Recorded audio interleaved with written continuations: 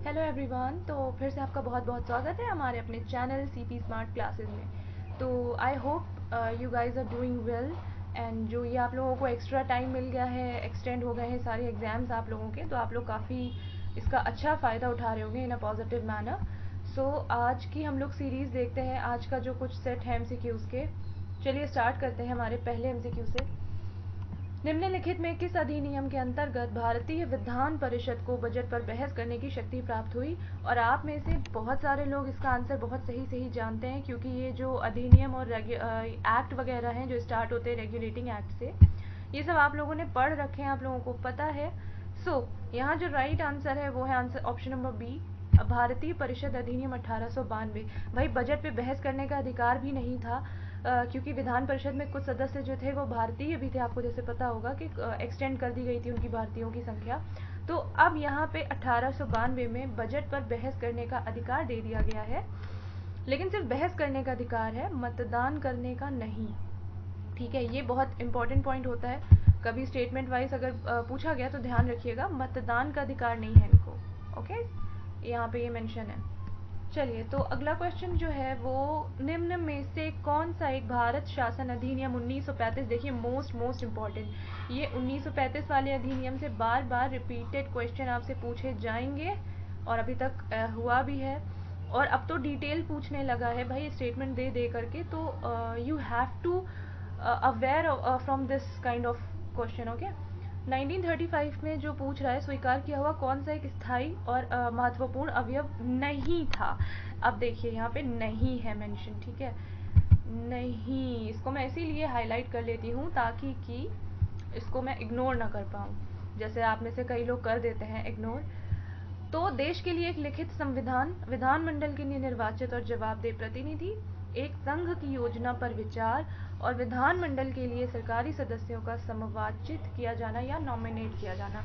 अब जी सबको समझ में आ रहा होगा कि यहाँ पे जो बाकी की तीन ऑप्शंस हैं बी सी डी, ये इस तरह की बातें जो है वो 1935 का अधिनियम में रखी गई थी, की गई थी। लेकिन बात करेंगे लिखित संविधान जैसी कोई बात उसमें नहीं की थी, वो बाद में आएगा आपका जब क्रिप्स मिशन आता है 1942 में, तो ये बात तब की गई थी।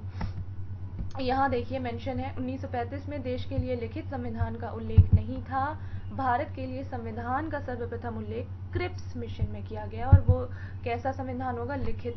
तो ये क्रिप्स मिशन की बात है, बाकी की सारे जो विकल्प हैं वो आप उनको पढ़ सकते हैं डिटेल से, वो सही है। तो ये आप सीपी स्मार्ट क्लासेस का ऐप ज़रूर डाउनलोड कर लीजिएगा, आप में से कई लोगों ने कर भी लिया होगा, आई एम श्योर।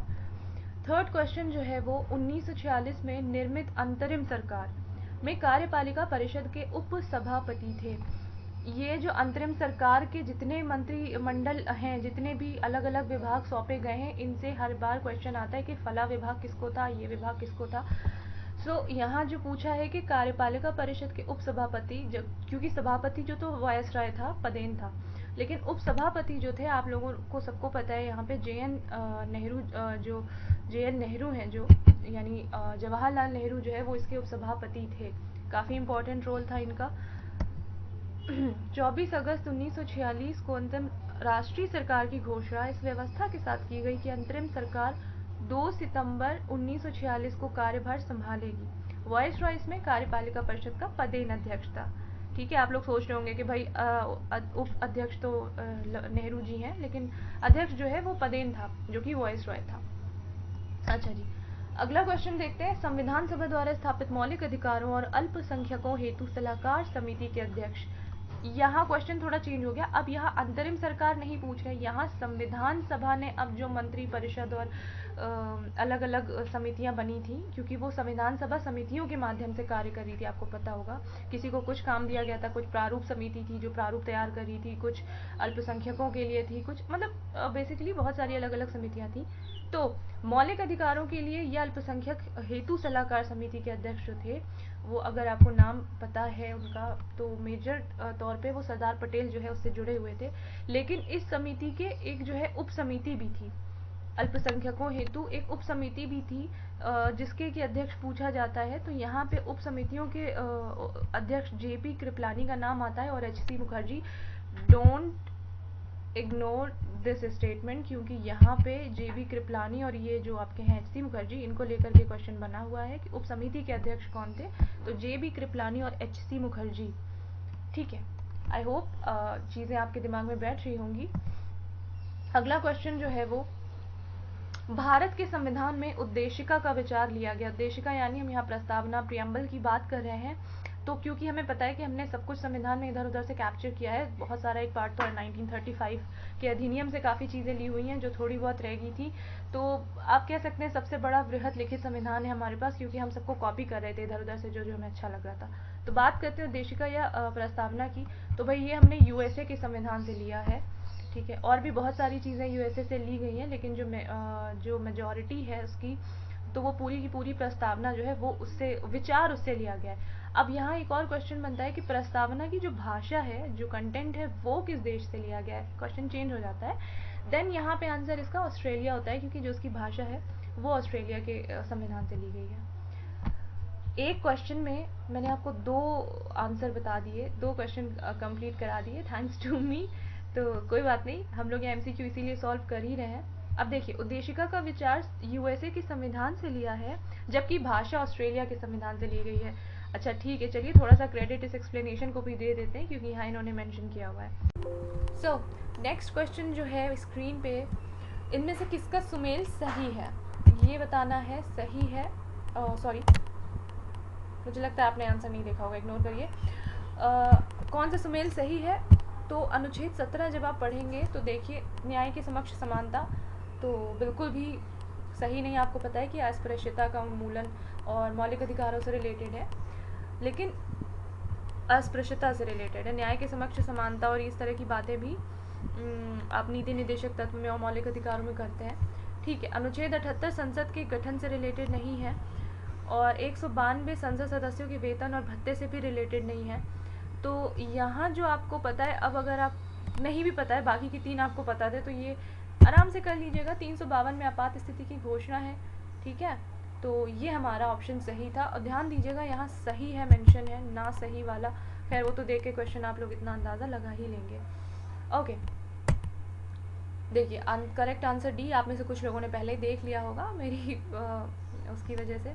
खैर यहाँ देखिए, 352 में आपात स्थिति की घोषणा का उल्लेख है। बाकी सही उत्तरों का जो है वो आंसर इस प्रकार है। उत्तर 17 अस्पृश्यता का अंत, राष्ट्रपति को जानकारी देने के संबंध में प्रधानमंत्री के कर्तव्य, मतलब ये प्रधानमंत्री का कर्तव्य होगा कि वो राष्ट्रपति से मांगे जाने पर उसको जो भी जानकारी वो मांगते हैं उसको जा करके उनको बताएंगे। तो ये आर्टिकल 78 जो है वो कहता है।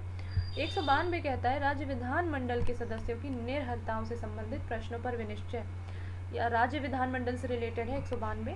तो ये जो है इसका सही आंसर था। अब अगला क्वेश्चन जो है वो है, किसके राज्य में कल्याण मंडप की रचना मंदिर निर्माण का एक विशिष्ट अभिलक्षण था। क्वेश्चन है आपका एंशिएंट हिस्ट्री से। सोचिए, सोच के बताइए। अगर आप लोगों ने सारे साम्राज्य अच्छे से डिटेल में पढ़े हैं तो आपको पता होगा, कल्याण मंडप की जो कंसेप्ट आया था वो विजयनगर साम्राज्य में देखा गया था। वहाँ मंदिर में एक बड़ा सा गर्भगृह बनाते थे, अंदर पे मंडप होता था, उसको कल्याण मंडप बोलते थे। तो ये प्रचलन वहाँ से हुआ है, विजयनगर से। ठीक है, तो ये एक्सप्लेनेशन है, आप चाहें तो इसको पढ़ सकते हैं, स्क्रीनशॉट ले सकते हैं। बाकी इसमें से बहुत ज़्यादा कुछ काम का नहीं है। बोधिसत्व पद्मपाणि का चित्र सर्वाधिक प्रसिद्ध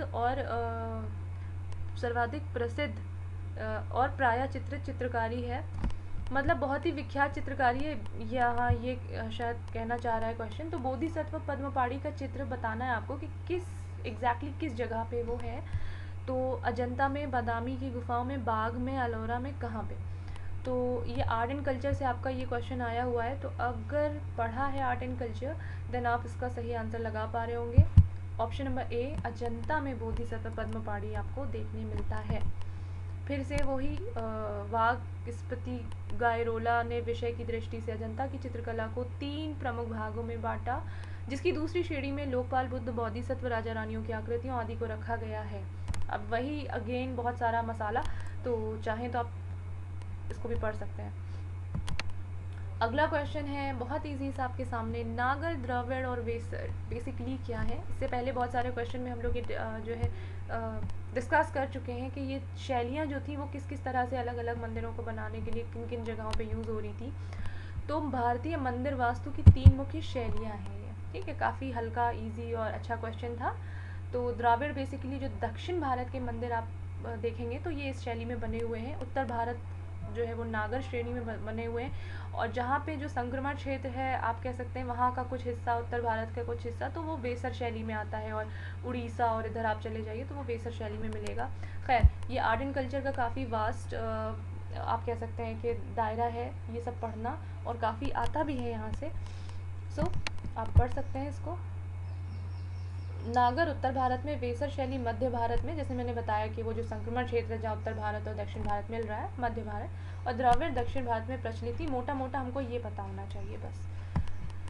प्राचीन नगर तक्षशिला निम्न में से किनके बीच स्थित था। तो तक्षशिला काफ़ी इम्पोर्टेंट केंद्र रहा है। आप देखेंगे एंशियंट हिस्ट्री में यहाँ पे जो है बहुत सारे वो थे, विद्यालय थे, विश्वविद्यालय थे। उस ज़माने में भी काफ़ी प्रोग्रेसिव था ये तक्षशिला। तो ये बताना है कि किसके किसके बीच में था। आपने पढ़ा होगा सिंधु और झेलम के बीच में ये नगर जो है वो स्थित था, सिंधु और झेलम नदी के बीच। अब ये पूरा एरिया आप कह सकते हैं कि पाकिस्तान में चला गया है, ठीक है। निम्न में से कौन सा एक हड़प्पा स्थल नहीं है। अगेन नहीं है, ध्यान रखिएगा कि आपने पहला ऑप्शन पढ़ा और ओवर कॉन्फिडेंस में, अरे चनहुदड़ो तो है, नीचे के पढ़े ही नहीं कि भाई नीचे के 3 भी तो हैं, ठीक है। तो ध्यान रखिएगा, चनहुदड़ो कोड दीजिए, ये भी है। सोहगौरा, देसलपुर, जिसमें से देसलपुर है, लेकिन सोहगौरा वो है वो अभिलेख है जिसमें अभिलेख वगैरह मिले वहाँ से। हड़प्पा स्थल जैसा कुछ यहाँ सोहगौरा में आपको नहीं मिलेगा, हड़प्पा स्थल नहीं है। तो सोहगौरा उत्तर प्रदेश में ही है, जो वर्तमान गोरखपुर ज़िले में अवस्थित है। यहाँ पाए गए अभिलेख चंद्रगुप्त मौर्य के शासनकाल के, जैसे मैंने आपको बताया अभी, ठीक है। तो यहाँ पे सूखे से पीड़ित प्रजा को राहत देने की बात भी कही गई है, थोड़ा सा इन्होंने एडिशनल पॉइंट रख दिया है, तो ध्यान रखिएगा। अगला क्वेश्चन है, राजा को अपनी प्रजा से मुक्ति मिली और प्रजा को अपने राजा से। बहुत बहुत फेमस जो है ये लाइन है, बदायूनी जी ने जो है इसको बोला था। अब किस शासक, किस सुल्तान के लिए बोला था ये देखना है। तो ये बात कही थी उन्होंने मोहम्मद बिन तुगलक के लिए, ठीक है, जो तुगलक वंश के आपके सुल्तान थे, मोहम्मद बिन तुगलक।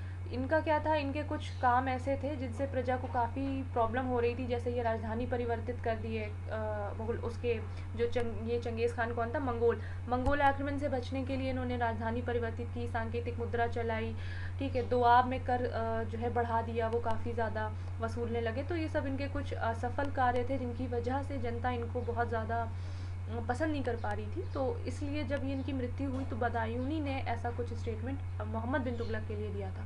एक बात और ध्यान रखिएगा, इनका असली नाम, मोहम्मद बिन तुगलक का असली नाम जौना खान था, जौना खान, ठीक है। और ये आप जो है आगे देखिए, मैं आपको बताती हूँ।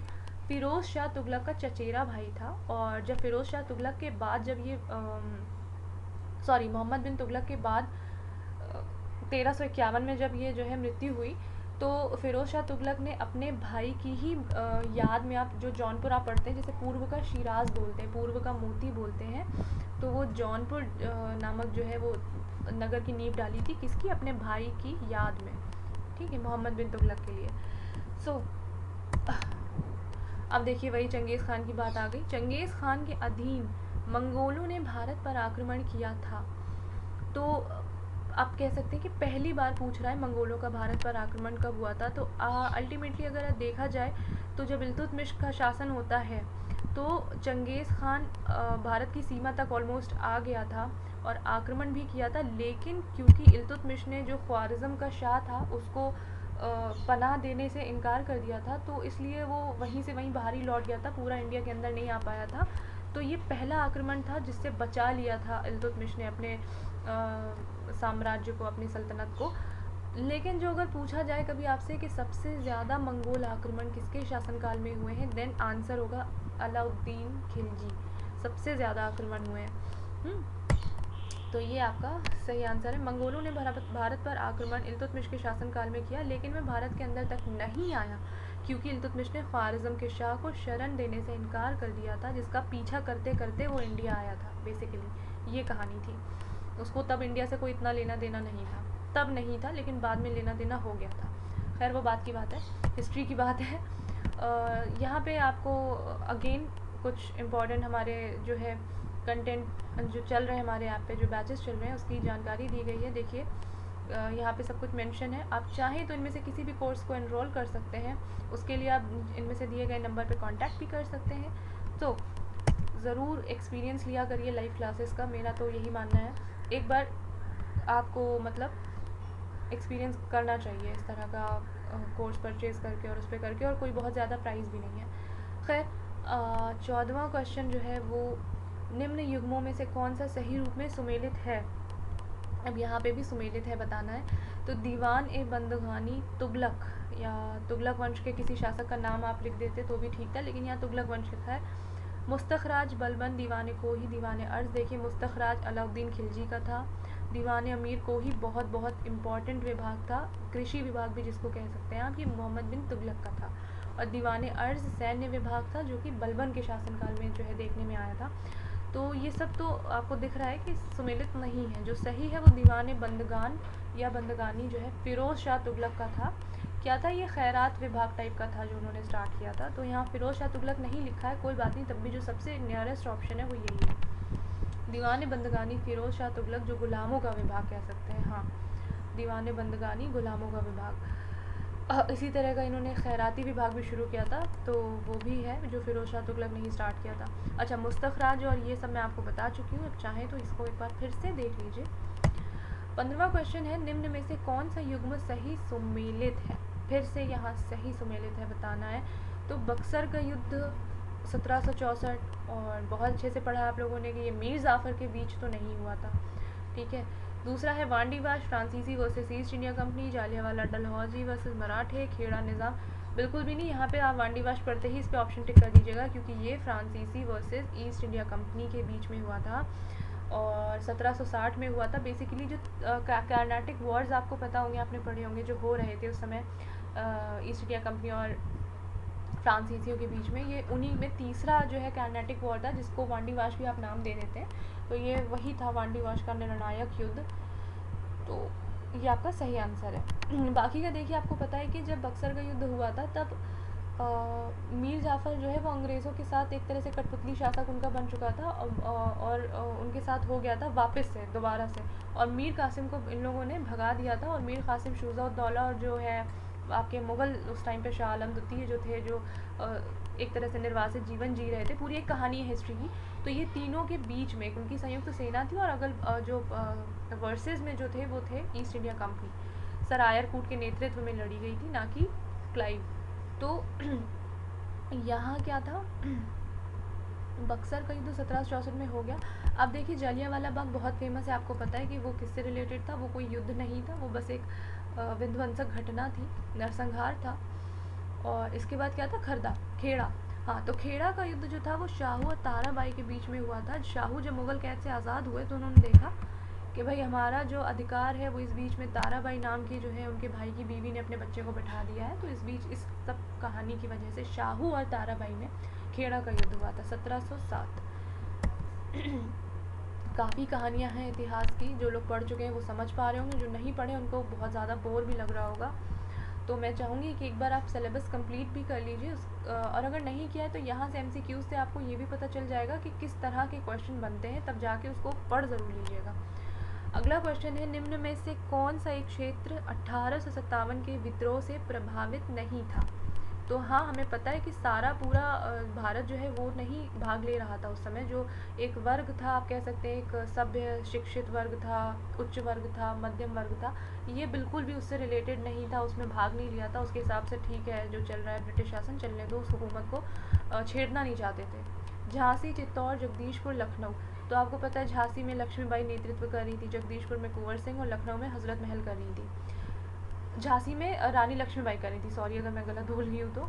हाँ, चित्तौड़ जो है वो राजस्थान में, चित्तौड़ के जो राजा थे उन्होंने बिल्कुल भी इसमें पार्टिसिपेट नहीं किया था, बल्कि कुछ अंदर के ही जो राजा महाराजा थे वो सपोर्ट कर रहे थे किसका, हमारी ब्रिटिश सरकार का, इनके अपने राजाओं के खिलाफ। उस समय राष्ट्र और देश जैसी भावना नहीं हुआ करती थी लोगों में, राष्ट्र जैसा कंसेप्ट नहीं था, उनके लिए अपना राज्य ही राष्ट्र था बस।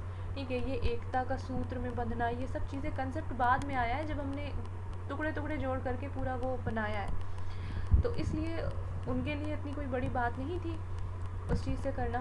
खैर, यहाँ देखिए ये भी दिया हुआ है किसने कहा का नेतृत्व किया, मैं आपको बता भी चुकी हूँ, देख लीजिए। अगला क्वेश्चन है, निम्न यूरोपियनों में से कौन सा एक स्वतंत्रता पूर्व भारत में व्यापारी के रूप में सबसे अंत में आया। यहाँ आपको सीक्वेंस पता होगा, सबसे पहले पुर्तगीज़ आए थे पुर्तगाली आए थे और सबसे अंत में फ्रांसीसी आए थे।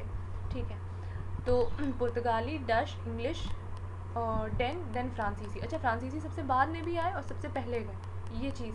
और पुर्तगालियों का क्या है, सबसे पहले आए और सबसे बाद में गए। 1900 का दशक था जब इंदिरा गांधी ने ऑपरेशन विजय, मैंने आपको इससे पहले वाले उसमें भी बताया, विजय चलाया था, अभियान चलाया था। तो जो गोवा और दमन दीव पर ये लोग अधिकार किए हुए थे उनको भगाया गया था वहाँ से। तो समझ लीजिए तब तक ये लोग वहाँ पे बने रहे थे। सबसे पहले और लास्ट में जो है तो वो फ्रांसीसी बेचारे, वो बहुत कम समय के लिए रुक पाए। उनको इतने पहले से ही यहाँ पे व्यापारी बन के ये सब आके उपनिवेश कॉलोनियाँ बना चुके थे, इनका कोई तो फ्रांसीसी का कोई रोल था नहीं उसमें। वो आए और उसके बाद चले गए। ये सीक्वेंस ज़रूर याद रखिएगा, बहुत बहुत ज़रूरी है। पुर्तगाली, डच, अंग्रेज़, देन फ्रांसीसी। अगला क्वेश्चन कह रहा है, बहुविवाह नामक पुस्तक लिखी है। अब देखिए, जिसने इस सेक्टर में, इस क्षेत्र में सबसे ज़्यादा योगदान दिया है वो ही इस तरह की किताब ज़्यादा चांस है कि लिखेगा। आपको पता है ईश्वर चंद्र विद्यासागर ने पुनर्विवाह अधिनियम को मंजूरी दिलवाई थी सन था 1856। तो ईश्वर चंद्र विद्यासागर ने ही ये किताब लिखी थी। हालांकि हर बार ये कंसेप्ट अप्लाई नहीं होता कि नहीं जिसने जिस आंदोलन में भाग लिया है उससे रिलेटेड किताबें वो ही लिखेगा, ऐसा नहीं है। लेकिन हाँ, अगर आपसे कभी 50-50 पे तुक्का लगाना है तो आप इस तरह के स्टेटमेंट सोच सकते हैं, अगर थोड़ी सी नॉलेज है किसी पर्टिकुलर टॉपिक के बारे में। अगेन आपका एक्सप्लेनेशन दिया हुआ है, बहुविवाह कुप्रथा के विरोध में लिखी गई थी। और बाल्य विवाहेर दोष नामक पुस्तक भी इन्होंने ही लिखी थी। दोष है एक्चुअली, बाल्य विवाह दोष। और इन्हीं के प्रयासों से विश्व पुनर्विवाह अधिनियम 1856 में पारित हुआ था। मोस्ट इम्पॉर्टेंट पॉइंट है, प्लीज़ रिमेंबर इट। अगला क्वेश्चन है, सेकेंड लास्ट क्वेश्चन है, गदर पार्टी के नेता थे। तो गदर पार्टी के जो सबसे पॉपुलर नेता हुए थे वो थे लाला हरदयाल। हालांकि उससे और भी नाम जुड़े थे, सोहन सिंह भाभना वगैरह, लेकिन जो सबसे पॉपुलर नेता का नाम आता है लाला हरदयाल। और इसका मुख्यालय पूछता है, ये एक ऐसी पार्टी थी इसका मुख्यालय सॉरी, आज कुछ इशू हो रहा है गले में। इसका मुख्यालय इंडिया में नहीं था, भारत से बाहर सैन फ्रांसिस्को में था, अमेरिका में। तो ध्यान दीजिएगा, गदर पार्टी। आखिरी क्वेश्चन जो है वो रॉलेट एक्ट के बारे में है। रॉलेट एक्ट पारित हुआ उस समय भारत का वायसरॉय कौन था। ये गवर्नर जनरल और वायसरॉय से क्वेश्चन बस यही आते हैं कि जब ये हुआ तब वायसरॉय कौन था, या इस वायसरॉय के समय कौन सा अधिनियम आया। इस तरह से बस यही क्वेश्चन बनते हैं यहाँ से। सीक्वेंस से अगर आपने पढ़ रखा है और सन वगैरह याद कर रखे तो निकाल ही लेंगे आप। रॉलेट एक्ट आया था भाई 1919 में। तो उस समय जो वायसरॉय थे वो थे लॉर्ड चैम्सफोर्ड। 1916 से 1921 तक इनका शासनकाल था। एक बार इसका लिस्ट बना लीजिए, उसको बार बार देखते रहिए क्योंकि काफ़ी ज़्यादा वायसरॉय हैं और याद करने में अच्छा खासा उसको ना क्रैम करने में बहुत ज़्यादा समय लग जाएगा। तो एक पर्टिकुलर उसमें लिखा होगा पन्ने में, किसी रजिस्टर में एक जगह पे कंसाइज फॉर्म में, तो वो बार बार आप देखेंगे, देन आपको आराम से याद हो जाएगा। सो यहाँ देखिए 1919 में पारित हुआ, उस समय लॉर्ड चैम्सफोर्ड गवर्नर जनरल था। तो ये हमारा आज का सेशन था। सेशन कैसा लगा आप कमेंट ज़रूर किया करिए। इसी तरह से हमारे और भी MCQs आते रहेंगे डेली 9 बजे। तो बस फिर मिलते हैं अगले सेशन में। बहुत बहुत धन्यवाद।